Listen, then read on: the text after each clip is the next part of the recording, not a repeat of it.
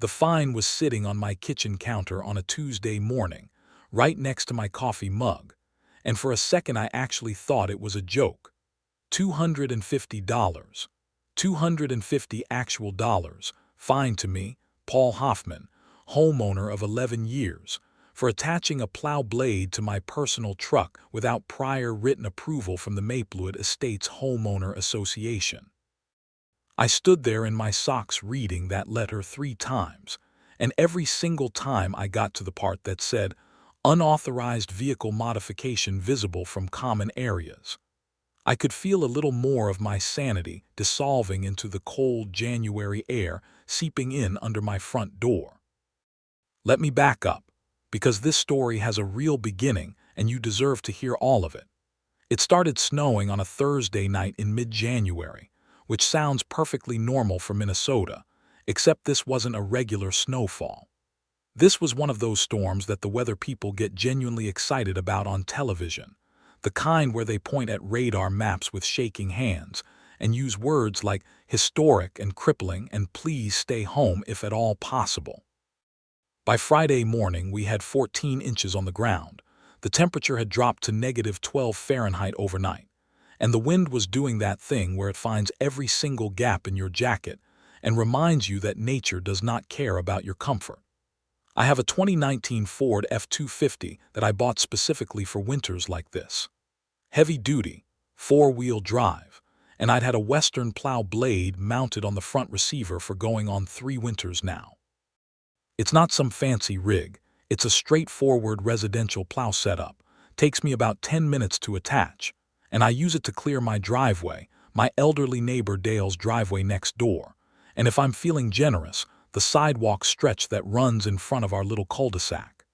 Dale is 73 years old, has a bad hip, and cannot safely shovel his own driveway, and his family lives 2 states over. I started doing it years ago just because it seemed like the right thing to do. So Friday morning, I woke up at 6, looked out the window at 14 inches of fresh powder, pulled on my Carhartt bibs, my insulated boots, and my heaviest jacket, went out to the garage, and attached the plow blade to the front of the truck in about 12 minutes.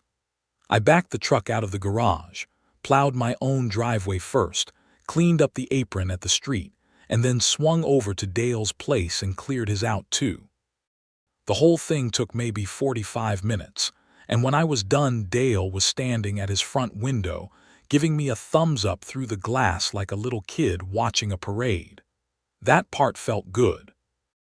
What did not feel good was the silver Audi that crept to a stop at the end of the cul-de-sac while I was finishing up at Dale's, idling there in the cold with the windshield fogged up except for a little cleared circle on the driver's side.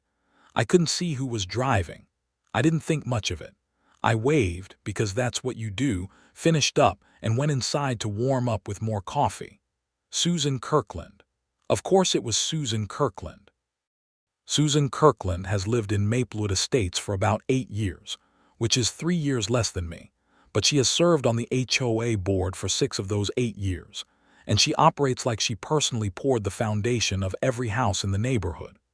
She is the kind of person who photographs your trash, as if they are visible from the street after 8 p.m. on a collection day. She has sent formal written complaints about holiday lights being hung in what she described as an asymmetrical pattern. She once filed a grievance against a family 3 streets over because their mailbox was, and I am quoting directly here, a non-approved shade of brushed nickel rather than the community standard matte black. This is who we are dealing with. I know all this because I've lived here 11 years, and everyone who has been here longer than 18 months knows Susan Kirkland's reputation. She is meticulous, relentless, and she has figured out that HOA authority, when you really lean into it with enough confidence, can feel almost legally binding to people who haven't read the actual governing documents. That's her game. That's always been her game. The letter arrived Saturday. That was fast, which meant Susan had either driven to the HOA management office on a Friday afternoon in a snowstorm to file the complaint, or she had emailed it with photographs attached, and the management company had cut the fine notice on the same day. Either way, The speed of it told me she had been watching for exactly this kind of opportunity. I read the letter again over my second cup of coffee. The specific violation cited was Section 7, Article 4 of the Maplewood Estates Covenants, Conditions and Restrictions, which apparently stated that any modification to a vehicle that would be visible from common areas required prior written approval from the HOA board. The letter stated that my plow blade constituted an unauthorized modification. The fine was $250, with a daily accumulating fine of $50 if the modification remained attached and visible. It also mentioned that failure to pay within 30 days would result in a lien filing against my property. A lien against my property for a snow plow. I want to be clear that my first reaction was not clever or strategic. My first reaction was to stare at the letter and feel a surge of genuine fury moving up through my chest like hot coffee going down the wrong way. I was angry in that very specific way that you get angry when something is obviously and completely ridiculous, but it's also somehow real and has your address on it and is threatening your property title. I put the letter down. I drank my coffee. I looked out the window at the snow-covered cul-de-sac, where the roads were still a mess because the city plow hadn't come through yet, and I thought about Dale's driveway sitting clean and clear because of me and my unauthorized truck modification. And then I did something that Susan Kirkland absolutely did not anticipate. I went and got my copy of the CC and RS. I have had a printed copy of the Maplewood Estates Covenants, Conditions, and Restrictions since the day I closed on this house. My real estate attorney at the time, a no-nonsense woman named Patricia Greer, told me to read them before I signed anything, and then to keep a copy somewhere I could find it, and then to read them again every few years because HOA boards sometimes try to enforce rules that don't actually exist or that have been quietly amended without proper notification. Patricia was, as it turned out, absolutely correct, and I should have been sending her fruit baskets all these years. I sat down at my kitchen table with the CC and RS, a yellow highlighter and a fresh cup of coffee, and I started reading Section 7, Article 4. It took me about 20 minutes to find it and read through the full context, and when I did I started laughing. Not a polite chuckle, real laughing, the kind that echoes in a quiet winter house and makes your dog look up from his bed confused. Section 7, Article 4 read, in its entirety, owners shall not permanently modify the exterior appearance of any vehicle stored or regularly parked on the property without prior written approval from the board. For purposes of this section, permanent modification means any alteration that cannot be removed without specialized tools or professional assistance. Permanent. The key word was permanent. My plow blade attaches and detaches with 4 bolts and a standard socket wrench. I can put it on and take it off in under 15 minutes without any specialized tools, by myself, in a cold garage. It is the opposite of permanent. It is specifically designed to be removable. That is the entire point of a plow mount system. You attach it in winter and remove it in spring. It is so far from a permanent modification that the argument barely deserves to be dignified with a response, except that it definitely does deserve a response, because someone was trying to put a lien on my house over it. I pulled out my phone and started making notes. Then I went to the HOA's official management portal, which I had bookmarked years ago but rarely used, and I pulled up the official digital copy of the CC and RS to make sure my printed version matched. It did, word for word. Then I looked up the meeting minutes from the last 12 months of HOA board meetings, which are supposed to be posted publicly under the community's governing rules, and I noticed something interesting. There was no board vote, no amendment, and no official notice to homeowners about any change to the definition of modification in Section 7, Article 4, which meant the rule as written was the rule, and the fine as issued was not only wrong, it was potentially fraudulent. I let that sit in my brain for a while. Then I called my neighbor Dale. Dale picked up on the second ring, which is impressive for a 73-year-old man on a freezing Saturday morning. I told him what happened, and there was a pause on his end long enough that I thought the call had dropped. Then he said, "They fined you for plowing my driveway." And I said, "They fined me for the blade on the truck." And Dale said a word that I will not repeat here, but that expressed his feelings very efficiently. Dale is a retired schoolteacher who spent 30 years teaching high school civics. He knows more about the structure of local governance and citizens' rights than most people half his age. And when he gets fired up about something, he becomes a force of focused and articulate energy that is genuinely impressive to witness. He said he was going to write a letter. I told him to hold off because I had a plan forming and I wanted to execute it right. I spent the rest of Saturday doing research. I looked up Minnesota state statutes related to HOA governance. I found the relevant section covering HOA authority to levy fines, which requires that any fine be based on a clearly written rule that has been properly adopted and disclosed to homeowners. I found case summaries from Minnesota district courts where HOAs had overstepped their authority on fines and had been ordered to return the money plus legal fees. I wrote all of this down in a document on my laptop, organized by argument with citations. Then I looked at my security camera footage. I have 4 exterior cameras on my house. I installed them about 3 years ago after someone clipped my truck in the night and didn't leave a note. They cover the front of the house, both sides, and the garage area, and they record continuously. The camera on the left front corner of my house has a clear angle down the cul-de-sac, and when I pulled up Friday morning's footage, there it was. Susan Kirkland's silver Audi, license plate clearly visible, sitting at the end of the cul-de-sac while I was plowing Dale's driveway.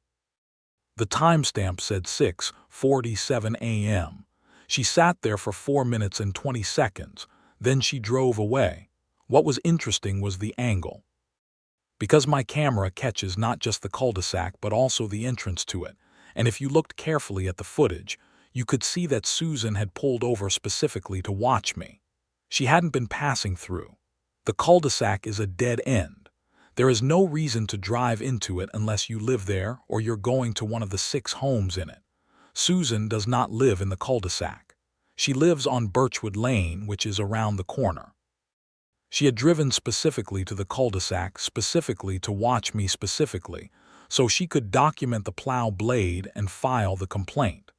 That level of deliberate intent changes the character of what she did. It wasn't incidental observation. It was surveillance for the purpose of generating a fine.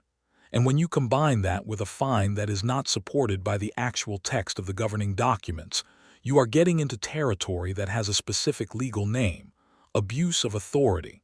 I saved the footage, timestamp intact, and backed it up to my cloud storage. Sunday, I drafted my formal written response to the HOA. I laid it out methodically.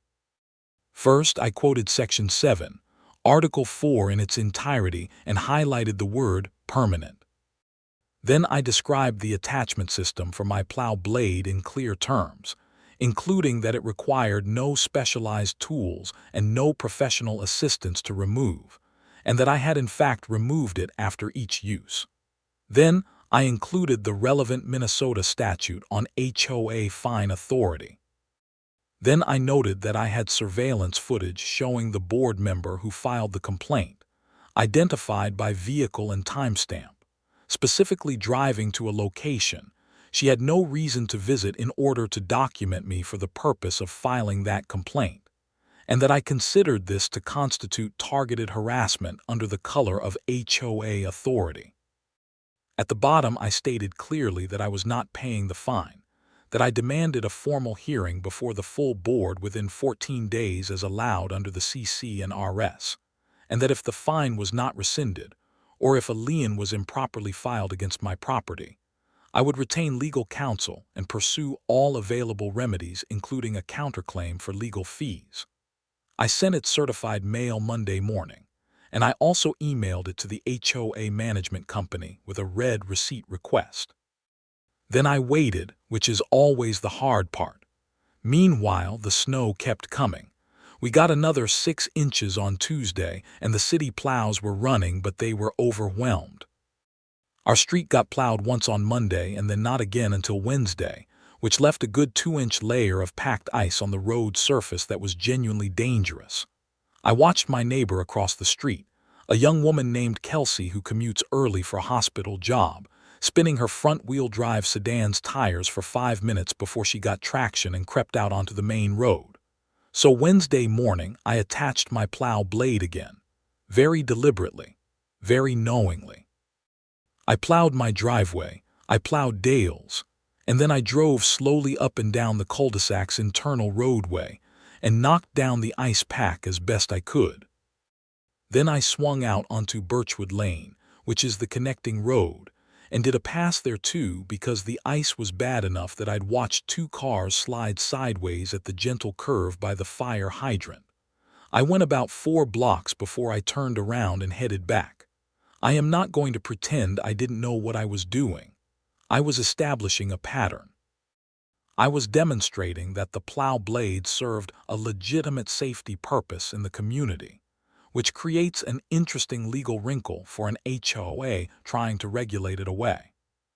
Sure enough, by 9 a.m. Wednesday, there was an email from the HOA management company, which is called Summit Property Management, and the contact there was a man named Greg Pallone, who I had dealt with once before about a fence permit.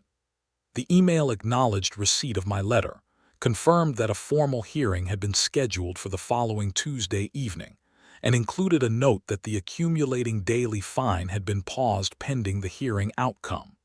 That last part told me they were nervous. If they were confident in their position, they would have let the fine keep running. I started talking to my neighbors. I want to be clear that I didn't go door to door with a petition like some kind of aggrieved activist. That's not my style, and it also looks desperate and unorganized. What I did was talk to the people I already talked to regularly and let the word spread naturally, because in a neighborhood like Maplewood Estates, information moves through the community like heat through a cold house. It finds its way everywhere eventually. I told Dale what was happening in detail, and Dale told his friends in the neighborhood, and I told Kelsey what was happening when I ran into her getting her mail, and Kelsey mentioned it to her next-door neighbor, a retired couple named the Petersons who had their own history with Susan Kirkland involving a dispute over their fence line.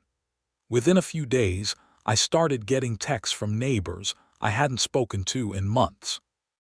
It turned out that Susan Kirkland's history with the HOA was a lot deeper and a lot more aggressive than I had realized. One family had been fined for parking a work van in their driveway overnight on a Thursday, which they were doing because the van belonged to their son, who was visiting for a long weekend.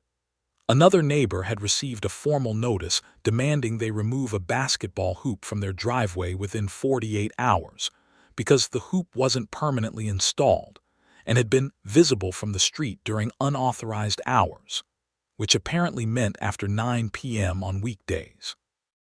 A third neighbor, an older woman named Margaret who lives alone, had been fined for not having her walkway salted within 12 hours of a snowfall, which Margaret said she hadn't been able to do because she had been sick with a respiratory infection and couldn't get out safely. Margaret's fine was the one that genuinely made me angry in a different way, because fining a sick elderly woman for not salting her icy sidewalk in the middle of a Minnesota winter is not community management. It's cruelty with a letterhead. I asked everyone who was willing to write down their experiences and bring them to the Tuesday hearing, not as a mob, but as a record. Documentation is everything when you're dealing with a system that relies on the assumption that individual homeowners won't organize or push back effectively. The Tuesday hearing was held at the community room at the end of Maplewood Drive, which is a small meeting room attached to the community mailbox building that the HOA uses for board meetings. It holds maybe 40 people if you squeeze a little, and when I walked in at 7 o'clock on Tuesday evening there were already about 30 neighbors there, more than I expected. Dale was in the front row. The Petersons were there. Kelsey was there. Margaret was there, wrapped in a heavy coat because she still hadn't fully recovered from her illness. There were people I recognized from the neighborhood and a few I didn't know well but who had apparently heard about the meeting through the grapevine. The board consisted of 5 members. Susan Kirkland sat at the far left of the folding table at the front of the room, wearing a burgundy blazer that looked specifically selected for the occasion, with a legal pad in front of her, and a pen that she kept clicking in a way that I'm pretty sure was involuntary. Greg Pallone from Summit Property Management was there too, sitting off to the side with a laptop open, looking like he would rather be literally anywhere else. The board chair, a man named Frank Dolan who is actually pretty reasonable in my experience, called the meeting to order and explained the agenda. There was one item, Paul Hoffman's appeal of the fine issued under Section 7, Article 4 regarding vehicle modification. Susan spoke before I did. She was prepared and articulate, I'll give her that. She described seeing my truck with the plow blade attached on 2 separate occasions, described the plow blade as a clear and visible external modification to the vehicle, and cited Section 7, Article 4. She had printed photographs, and she held them up for the board to see. The photos were clearly taken from a distance with a phone camera, but they were legible enough. She presented her case confidently and with the practiced ease of someone who had done this many times. When she finished, Frank asked if I wanted to respond. I stood up, and I had a folder in front of me with printed pages organized with tabs, which I had prepared specifically to signal that this was not an emotional reaction but a methodical one. I started by reading Section 7, Article 4 aloud in its entirety, which took about 20 seconds. I emphasized the word permanent. Then I explained, simply and directly, that the plow blade attachment system requires a standard socket wrench, takes under 15 minutes to remove, and is designed by the manufacturer to be removable by the vehicle owner without any professional assistance. I brought the owner's manual for the plow system and held it up. I said, by the plain language of the rule this board is citing, my plow blade does not qualify as a permanent modification, and therefore this fine was incorrectly issued. Susan started to speak and Frank held up a hand, which I appreciated. I continued. I noted the Minnesota statute governing HOA fine authority and the requirement that fines be based on clearly written and properly adopted rules. I noted that I had confirmed no board amendment or modification to Section 7. Article 4 appeared in any published meeting minutes in the last 12 months. I stated clearly that the fine as issued appeared to be without proper legal basis. Then I pulled out a printed still from my security camera footage. It showed Susan's Audi at the end of the cul-de-sac, license plate visible, with the timestamp in the corner. I said, I also have footage showing that the board member who filed this complaint drove specifically to a dead-end cul-de-sac where she does not reside on the morning in question, stopping for over 4 minutes to document my activity. She had no other evident reason to be in that cul-de-sac at 6:47 in the morning. I looked directly at Susan when I said it. I consider this to be targeted surveillance for the purpose of generating a fine that is not supported by the governing documents. The room was very quiet. Susan was not quiet.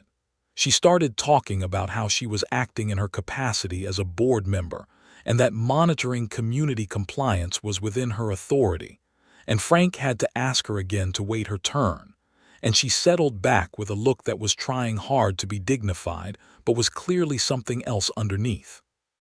Then Dale raised his hand from the front row and Frank recognized him, and Dale stood up and in his clear schoolteacher voice explained that he was the owner of the property adjacent to mine, and that I had been clearing his driveway as a neighborly service for several winters, and that without my truck's plow blade this winter, he would have been unable to safely exit his home for at minimum 3 days given the storm's severity.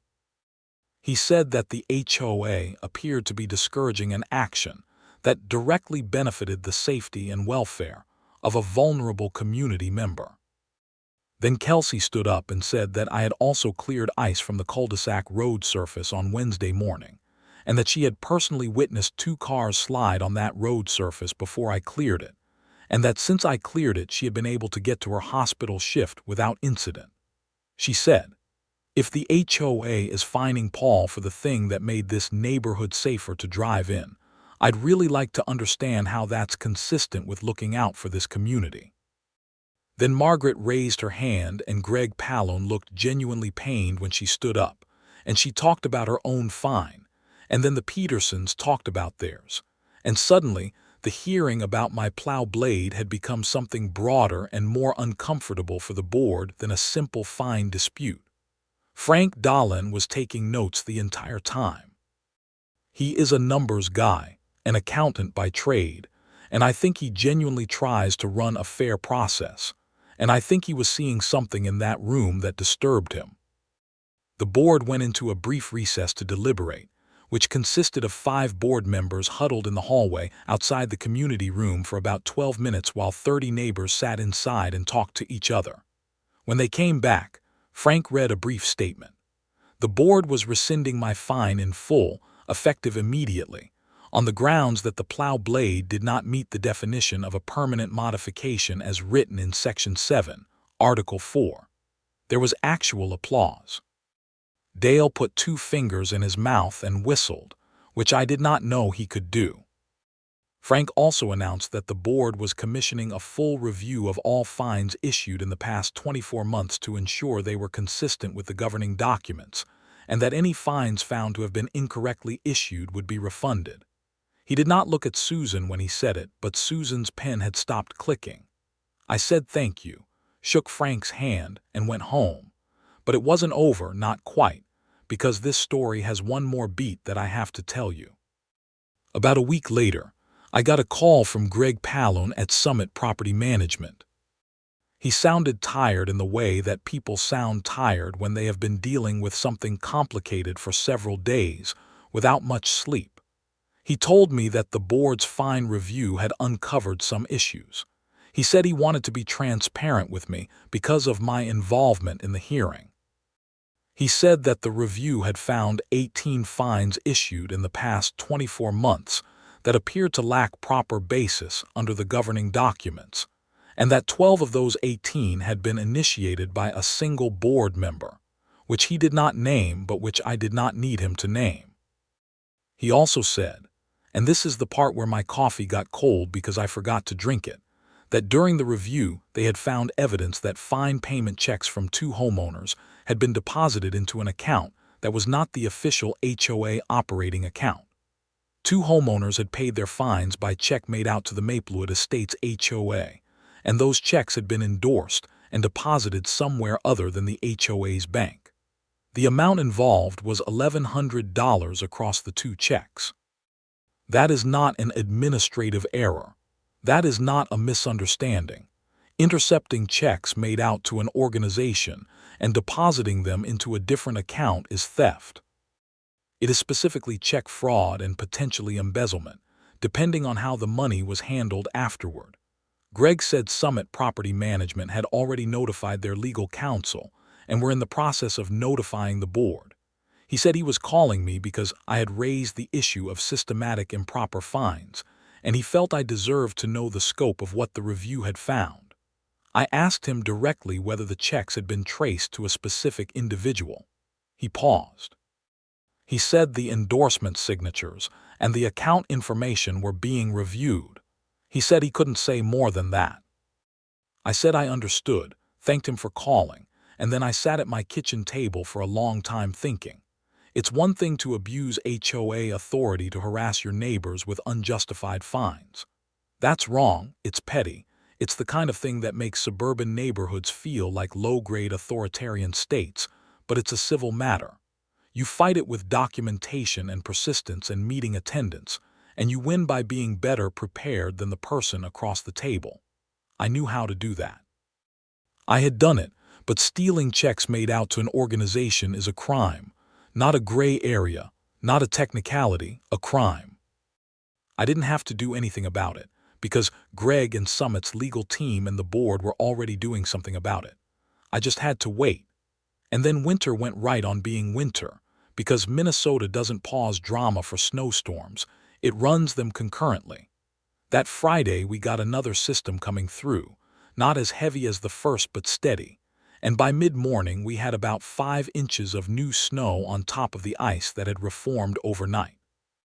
I attached my plow blade to the truck and went to work on the cul-de-sac, completely without stress, because I had a letter in my hand from the HOA management company confirming that the fine had been rescinded and that my plow blade usage did not constitute a violation of Section 7, Article 4, given its non-permanent attachment mechanism. I had printed 2 copies of that letter. One was in my house, and one was in the glove box of my truck. Dale came out onto his front porch in his heavy coat and watched me plow his driveway and waved like I was a parade again. I rolled down my window and he said, "You hear anything more about Susan?" And I said, "Not yet, give it time." And he said, $1,100, and shook his head slowly like a man disappointed in the general direction of humanity.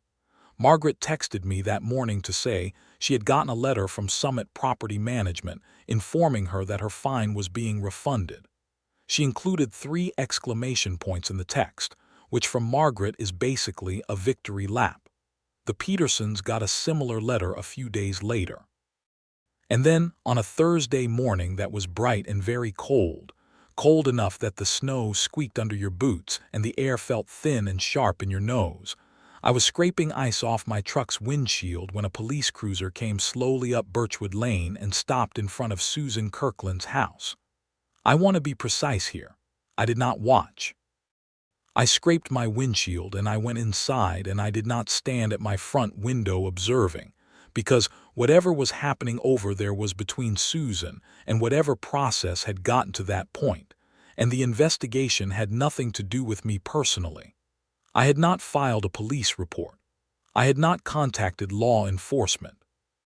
The mechanism that resulted in that cruiser on Birchwood Lane was initiated entirely by Summit Property Management's legal counsel and the HOA board. But I heard about it, because Dale heard about it, and Dale knows everyone, and word moves fast in cold weather. Apparently 2 officers knocked on Susan's door, spoke with her for a while, and served her with some kind of paperwork. I don't know exactly what, because I wasn't there, but what I was told by the end of that day was that Susan Kirkland had been formally named in a fraud complaint filed by the HOA through their legal counsel, and that the matter had been referred to the county attorney's office. She was not arrested that day at her door. I want to be honest about that because I don't want to tell this wrong. What happened was a formal legal process that unfolded over the following weeks, and I will tell you what I know. The county attorney's office reviewed the case. The evidence, which I understand included endorsed check copies, bank records, and a digital paper trail from the HOA's fine management system, was apparently pretty clear. Susan was charged with 2 counts of check fraud and 1 count of misappropriation of organization funds. Those are real charges with real potential consequences. The charges were filed in late February. Susan resigned from the HOA board 2 days before the charges were publicly filed, though how she knew the exact timing I cannot say and don't particularly want to speculate about. The board accepted her resignation and noted it in the meeting minutes, which were posted publicly according to governing rules. The case went through the county court process over the following months. By late spring, Susan had reached an agreement with the county attorney's office. She pleaded guilty to 1 count of check fraud, was ordered to pay restitution of the full $1,100 to the HOA plus court costs and a fine to the county, and was placed on supervised probation for 18 months. She did not go to jail, which I know some people will feel strongly about one way or another, but the restitution was paid, the conviction is on record, and she is no longer on the HOA board and is prohibited from serving on any community association board during her probation period. I found out about the plea through the public court records, which you can look up online if you know what you're looking for.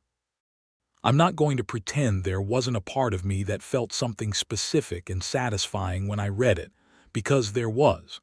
But I want to be clear that the satisfying part wasn't about Susan specifically being punished.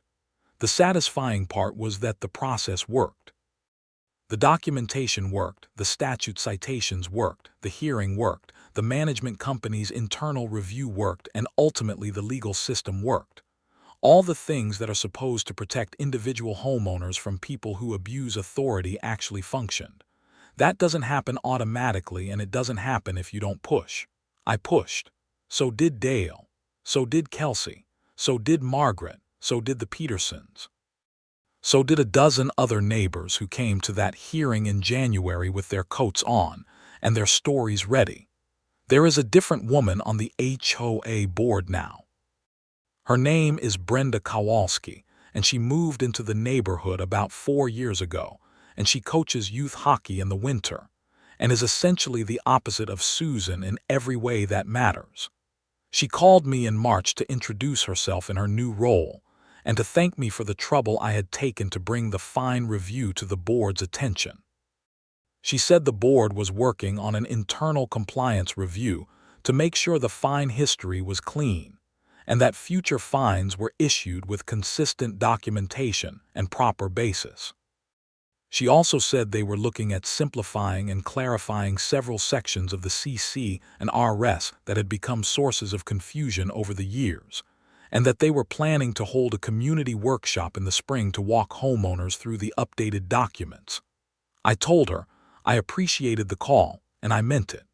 The HOA as an institution is not inherently evil, despite all available evidence to the contrary in my particular story. The concept of a community maintaining shared standards and shared spaces is actually reasonable. The problem is always and only about who is wielding the authority and whether they're using it honestly. Change those variables and you get a completely different experience. The spring came slowly, as Minnesota spring always does, grudging and gray at first, and then suddenly warm enough to make you forget the whole winter happened. I removed the plow blade from my truck in late March when I was confident we were done with meaningful snow, which took me 12 minutes and a socket wrench, exactly as I had described in my response letter to the HOA. I hosed it down, dried it off, and hung it on the garage wall where it lives until November. Dale came over while I was doing it and stood in my garage doorway watching with a coffee in his hand. He said $250 for that thing, and I said, they tried, and he said, 12 minutes with a socket wrench, and I said, not even that honestly, and we stood there for a second appreciating the absurdity of it all. Then Dale said, you know what I think about sometimes. And I said, what? And he said, Susan sitting in that Audi at 6:47 in the morning in -12 weather, watching you plow my driveway. What was she thinking? What was she hoping for? And I said, she was hoping I'd pay the fine without reading the rule. And Dale nodded slowly like that was exactly the answer he'd been carrying around for a while, because that's the whole of it, really. The entire mechanism of what Susan was doing, and what a lot of people in her position do, relies on one specific thing, the assumption that you won't read the rule, that you'll see the fine, see the official letterhead, see the mention of a lien on your property, and you'll just pay it because the authority looks real enough and fighting it seems complicated. Most people do pay. Most of the time the fine is paid quietly and the board member files it away as a success, and the behavior continues. The fix, to the extent that there is a simple one, is to read the rule. That's it. Just read it. If the rule actually supports the fine, then you have a decision to make about whether to appeal or pay. But a shocking number of times, if you read the actual rule, the fine isn't there. The authority being claimed doesn't exist in the documents. It's a bluff dressed up as a bureaucratic process, and it works as long as you don't call it. I called it with a socket wrench and a yellow highlighter. My neighbor Kelsey actually came over one Saturday afternoon in April with a bottle of wine, as a thank you for the ice clearing I'd done in the cul-de-sac. She said that two of her coworkers at the hospital had HOA issues of their own, and she told them about how I handled it, and both of them had gone and read their governing documents for the first time. One of them had found an error in a fine that had been sitting on an account for 8 months and successfully appealed it. She said, "You kind of started something." And I said I'd mostly just been annoyed and had a copy of the CC and RS handy, and she said sometimes that's all it takes. The summer that followed was quiet and warm, and mostly uneventful in a way that felt genuinely earned. The Maplewood Estates Community Workshop on the CC and RS happened in June. About 40 people came, which Brenda Kowalski told me afterward was the highest community meeting attendance in at least 6 years. There were questions. There were a few heated moments about fence regulations and the guest parking policy, but the whole thing was conducted with basic good faith on both sides, which sounds like a low bar, but believe me, in HOA terms it is not. Margaret came to the workshop and brought homemade cookies. Dale sat in the front row again and asked 3 very good questions about the process for formally challenging a fine, which Brenda answered thoroughly with references to the specific CC and R sections. The Petersons asked about the fence line policy, and the board chair Frank Dolan walked through it with a clarity and specificity that I think surprised people who had always assumed the board was operating without transparency. It felt, for the first time in a while, like an actual neighborhood. By the time November rolled around and the air started getting that particular sharp cold smell that precedes snow, I went out to my garage on a Saturday morning and pulled the plow blade down from the wall and started going through the attachment hardware to make sure nothing had corroded over the summer. Everything was clean and solid. I put it in position, ran through the attachment sequence, tightened the bolts, and stood back to look at my truck. Ready for winter, ready for whatever came next, ready to plow my driveway in Dale's and the cul-de-sac in that stretch of Birchwood Lane where the ice gets bad at the curve, and to do it all without a single thought about whether someone was watching from a silver Audi with a phone camera and a fine form warming up on the other end. Because here's the thing. I have the letter. I have the rescission. I have the hearing minutes. I have the camera footage. I have my copy of the CC and RS with Section 7, Article 4 highlighted in yellow, with permanent, circled, and a note in the margin saying, removable, see manual. I have all of it organized in a folder in my kitchen drawer, and if anyone tries this again, whether it's a new board member I don't know or somebody who didn't get the memo, I will pull that folder out and we will start at the beginning and go through it with the same patience and the same exactness as before. I don't want drama. I don't enjoy conflict. I'm a guy who wants to plow his driveway and his elderly neighbor's driveway and drink his coffee and get through the Minnesota winter without any more nonsense than the weather already provides.